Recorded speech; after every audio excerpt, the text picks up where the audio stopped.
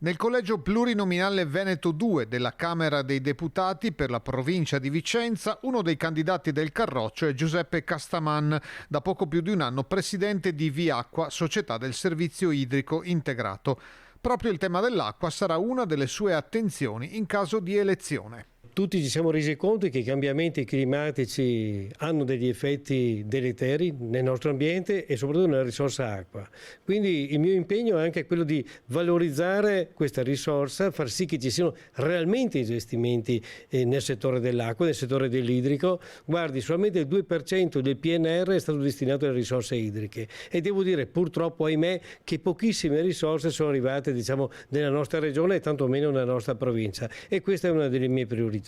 Il dossier sull'autonomia regionale è ancora fermo sul tavolo del governo, o meglio dei governi che si sono succeduti negli ormai 5 anni trascorsi dal referendum consultivo. 5 anni sono veramente tanti, ma vorrei dire che è tutta la storia del Veneto che richiede autonomia.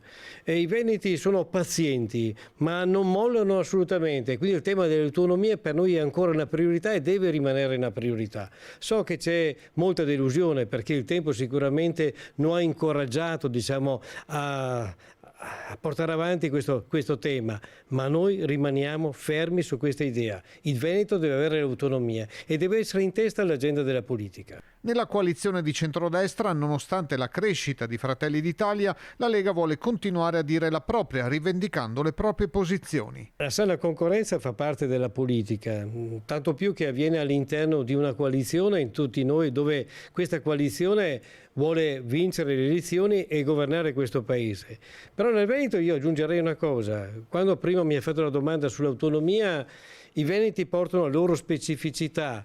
Io ritengo che la Lega sia autenticamente interprete di questa specificità veneta, non per dare patenti di autenticità, ma sicuramente su alcune battaglie, su alcuni temi, io penso che la nostra storia parli da sola.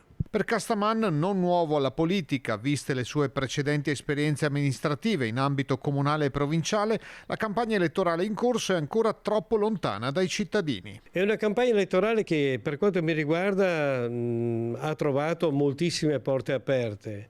Però io vorrei anche dire che la politica non deve diventare solamente social, non deve diventare solamente messaggi televisivi, ma deve ritornare fra la gente.